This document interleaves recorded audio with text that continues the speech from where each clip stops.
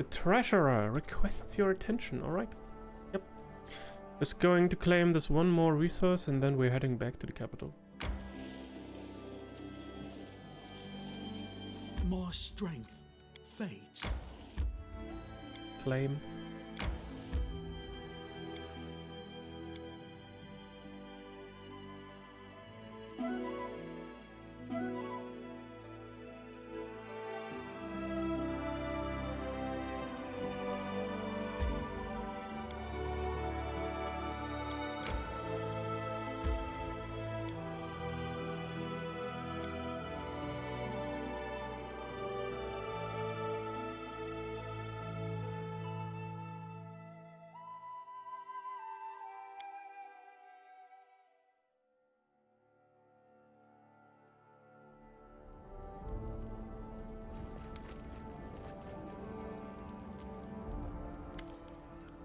I know why you applied such effort, Mara. Why you turned this wasteland into an advanced, wealthy and prosperous state. And today you will hear the words you've been striving for all this time. I'm proud of you. Euless chuckles contentedly. I'm only joking, of course, although there's much that commands respect. When you came to power, you didn't dismiss all the Staglord's Larkness servants and governors, but organized them into a working system. As a result, the country under your governance is now thriving. We managed to fill the treasury, overflow it in fact, literally. The abundance of gold in the royal treasury has caused our subjects to develop a nasty disease, greed, causing acute inflammation of envy. Take my advice. Invite a famous weather mage from Absalom to the capital. I've heard his lectures. He's a true harvest-saving expert. He will protect the crops against flood or drought.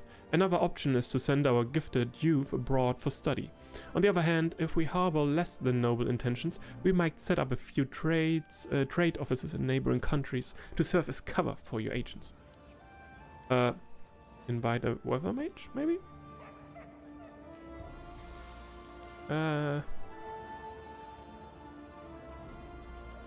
Okay.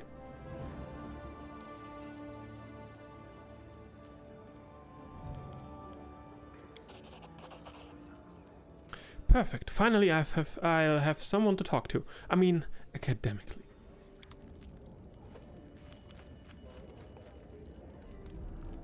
Ooh, ooh. All right.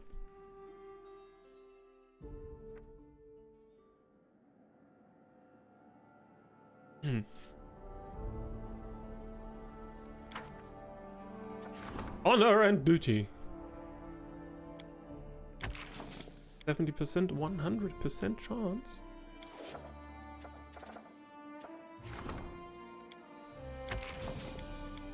$55. 61.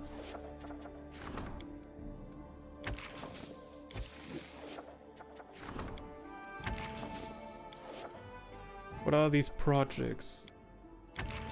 Yeah, we could do this.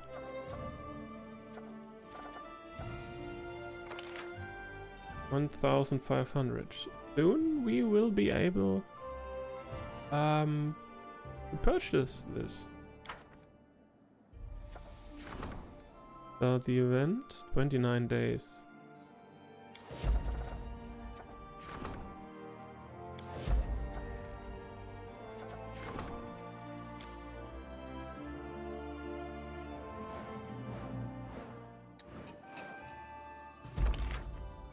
Nice one, rank 10. Yeah, divine. Ooh, that was a choking death.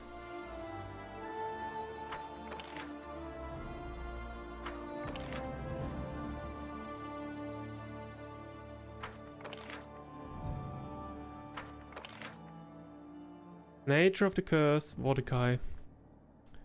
Many forces were at play during the battle for the Oculus of Abaddon. But we learned that in order to curse someone, one has to know their true essence, the thing that defines their being. Without this, the curse will have much less power over its victim. This research has increased our understanding of arcane magic. We have acquired a deep understanding of the nature of curses. Cultural development. Cobblestone Druid. 35%. Colony.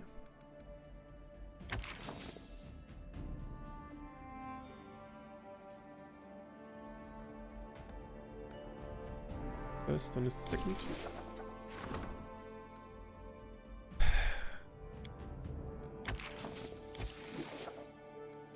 Versus. This is the last one to research, yeah? Nice.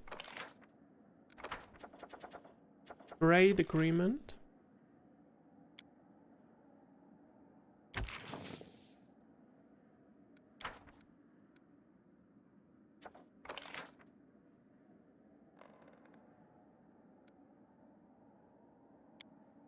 We are low on coin though. We are low on funds right now at the moment.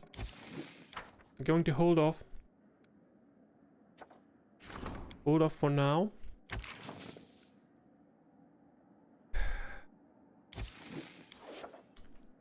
Yep.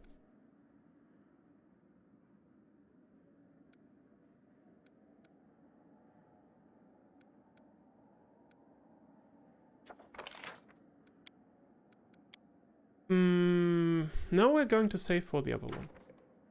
We're going to save for the other upgrade. The trade agreement for 1500 BP.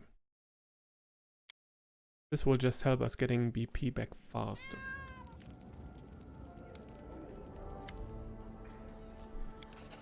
Ironclad will thank you for this gift. Thank you very much.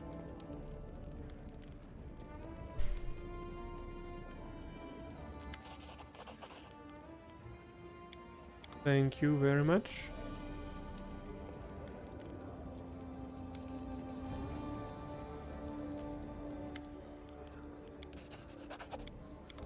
Thank you for this gift.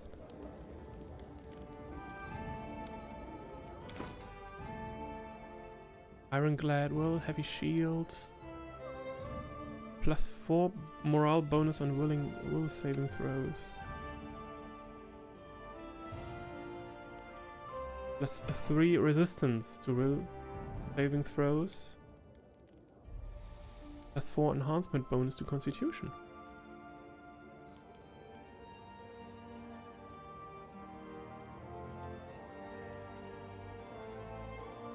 And what about these other ones? Oh, a punching dagger. I see.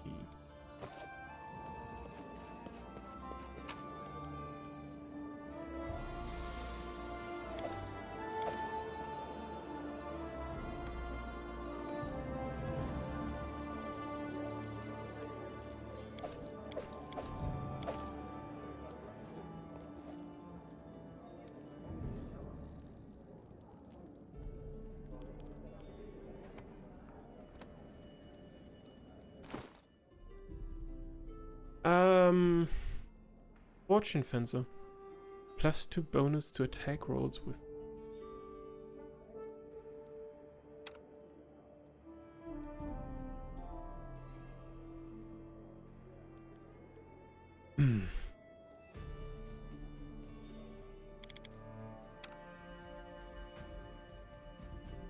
Oh, their attack rolls are the same now?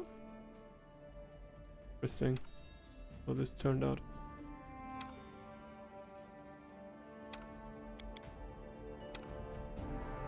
Well, we can wear another ring. Physical perfection.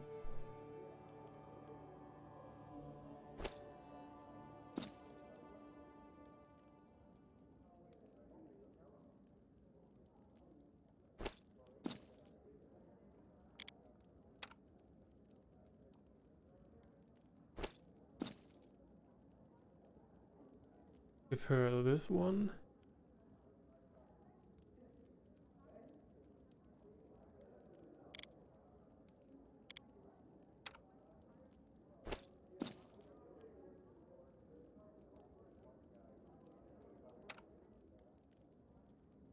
Giant strength. This. Yep. Yep. And these braces. +8.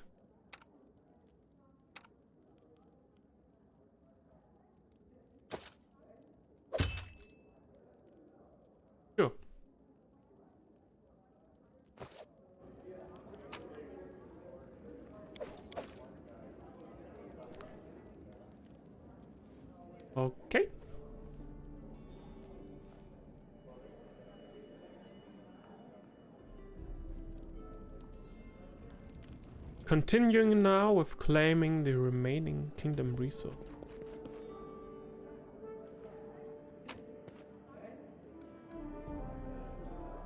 Is there anyone here we can talk to? I do what I must. Wait. New relics? Something for you?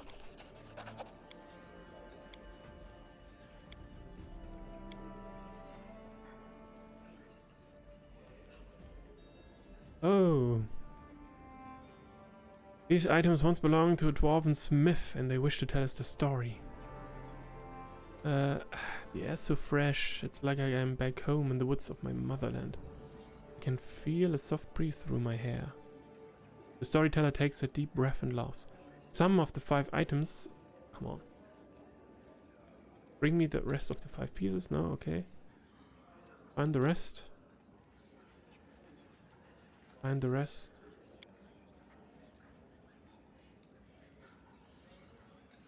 Find all 5.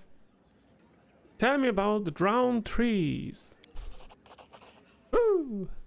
I hear rowlocks creaking, river water splashing, bushes rustling and arrows singing through the air. I feel an invincible will, a cold resolution to finish what's been started, no matter the cost. A chain armor clings to my body, and my young hands grip a sword tightly. I'm the leader of a group of brave souls, set off to the Stolen Lands to clear them from bandits, once and for all. Restovic Ranger said this. We sail on a large freight boat. It serves as bait for the bandits, who keep throwing themselves at it, only to find death. A death as inglorious as the life they've lived. From time to time we manage to capture a prisoner. While our Inquisitor talks to them, I go to the stern, shutting my ears to their cry. I remind myself that these are scum, drenched in blood to the elbow. I think upon our cause, freedom from my homeland, an independent Rostland. But still, my goosebumps rise with each pitiful cry. I must steel myself and be strong. Who is in your group? A paladin, a ranger, a sorceress, a priest, an Inquisitor, and me, a fighter. All experienced combatants. Over and over we've saved each other's lives in times of need.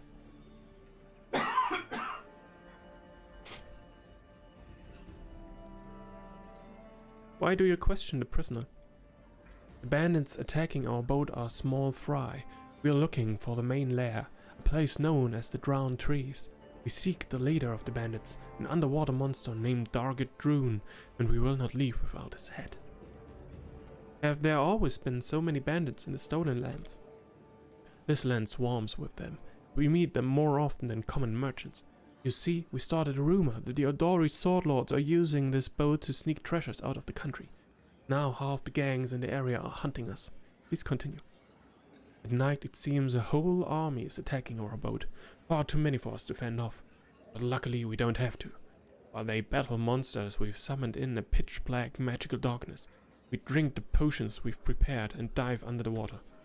The scum break into the hold, but instead of treasure, they find their final surprise. The work of a Restovic alchemist, a trap. A dozen barrels of highly explosive oils. We watch from a safe distance as the boat is blown to pieces in a deafening explosion. Everything has gone according to plan. The more who die here, the fewer we'll meet in the Drowned Trees.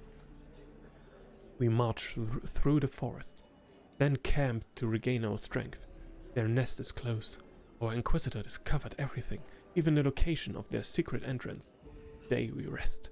Tomorrow the bandit king will draw his final breath. Even if you sneak into the bandit camp unseen, how will you handle all of them? Each of us is worth 24 in battle. Besides, we are all well prepared. Chaos, confusion, and summoned monsters will be on our side. And fire. A lot of fire. What kind of secret entrance? An underwater path winding along the swamp bottom. We had potions to breathe freely underwater. We couldn't see beyond our outstretched arms in the muddy water, and there were plenty of traps along the way. But the Inquisitor learned all the signs that marked a safe passage. At least we believed she did. Please continue. We trudged through muddy waters. Suddenly, a giant log studded with blades falls from above. I managed to stagger back, but the paladin who walked alongside me is now a gory sight, spread thin across the ground. The next moment, a monstrous creature emerges from the darkness, a twisted cross between fish and monkey.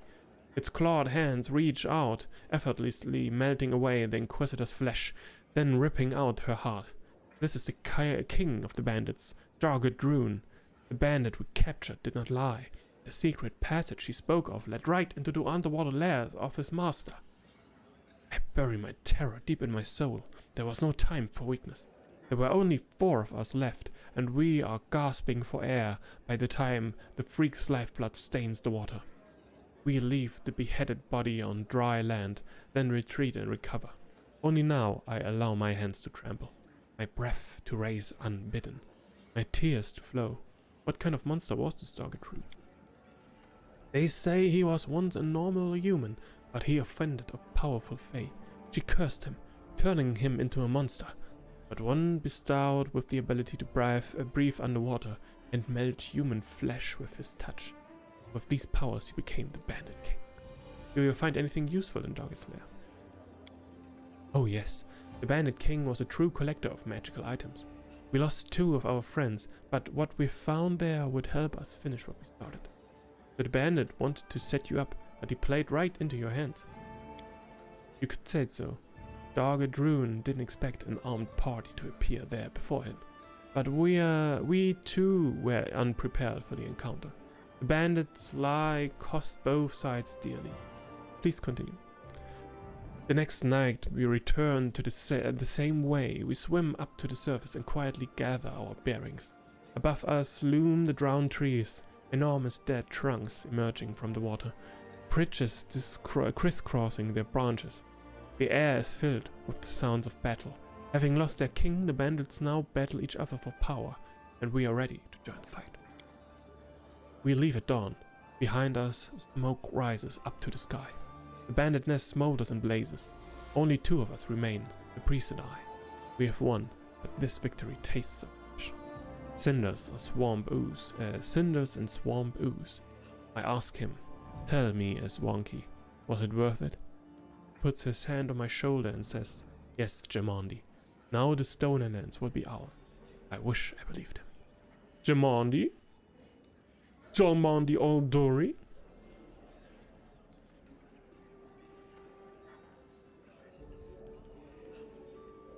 And wait, this priest, we saw him as well as in Redstone, right? At Jalmandi Aldori's palace. The storyteller heaves a sigh, runs his hand over his face and rubs his temples. Thus the expedition to the drowned tree came to an end. I must admit it was no easy feeling for me to stand in the place of this daring woman. The steel of her soul was colder than ice. Wait, is this the story of Jalmandi Aldori? But she's still alive. Some people become legends in their own lifetime. Jalmandi has performed many glorious feats, and there may yet be more ahead. If Jalmandi has once cleared the stolen lands of bandits, why must we do it all over again? The death, Dargud Drune, and destruction of the drowned trees weakened the bandits, but not for long. The paladin who died was a noble. It was he who was supposed to claim the stolen lands and send in his troops, while Jalmandi sought another candidate or a priest capable of performing a resurrection ritual. A new bandit leader emerged in the destroyed fortress on the banks of the Tuskwater. Within the year, the stolen lands were swarming with gangs once more. Thank you for the story, storyteller. The storyteller inclines his head respectfully. Oh, nice.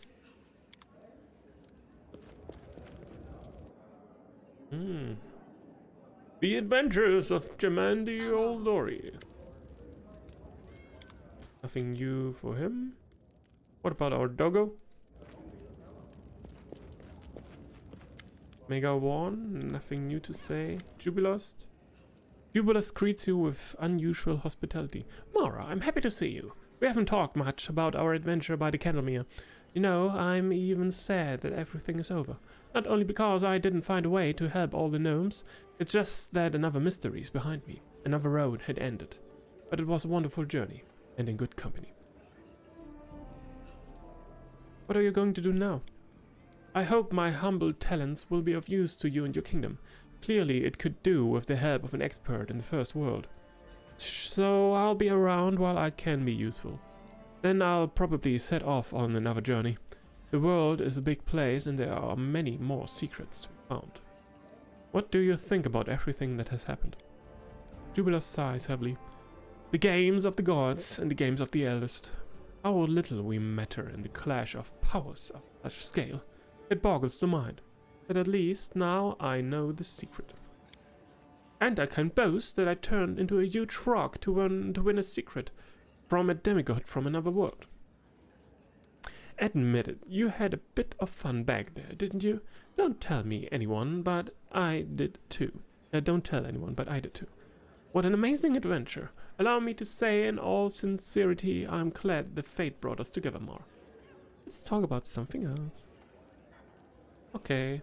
Thank you for the conversation. Nice one. Eobald. Lindsay. Do you know now what you're calling the borders? Yes. You know, before I used to think I was some kind of preacher of good and beauty. I thought the delicate intricacy of words could make the world better. But who am I to change other people? They are not chicks and I'm not their mother hen.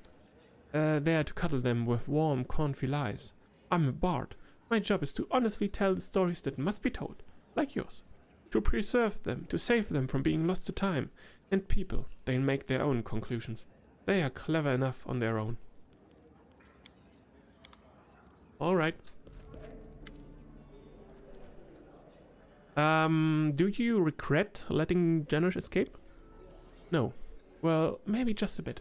Of course, it's bad that he's free and able to keep hurting people, but to sacrifice people dying in front of you just to save the people Janusz might hurt in the future, that would be insane. And getting revenge just for the sake of revenge? No, not at that price. Thank you for supporting me when I needed it. I was one small step away from leaving them behind to chase Janusz.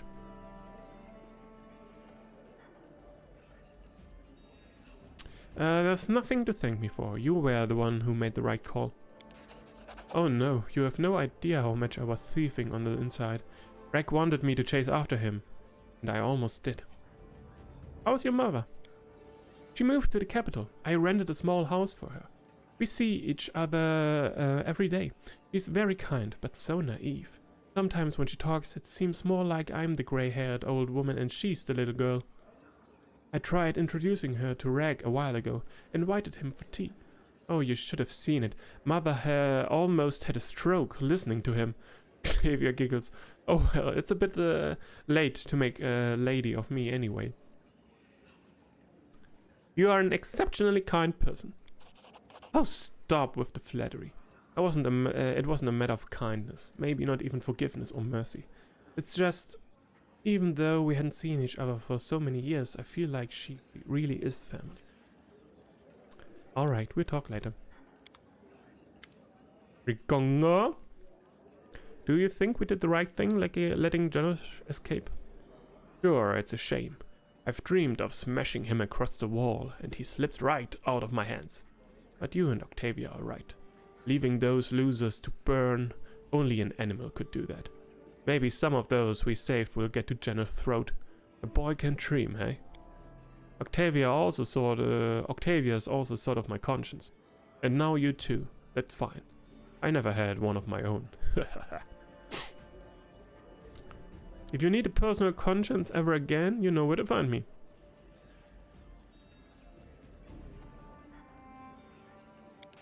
Haha, truth be told, it's easier living without it.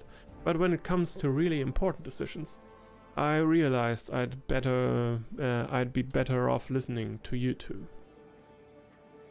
I'm sorry you haven't met your tribe. Don't be.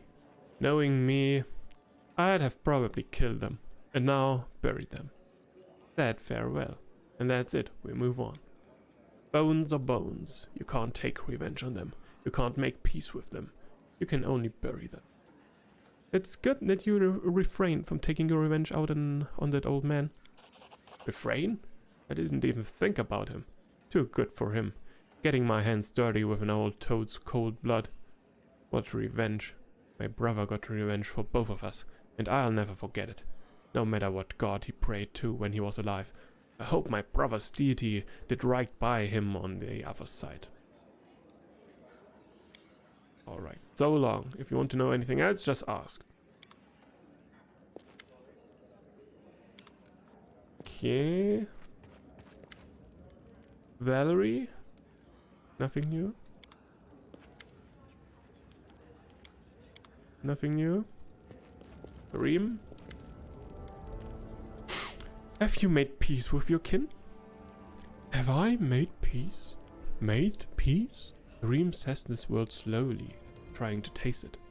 There was war in my heart, and now it is serene. It is true.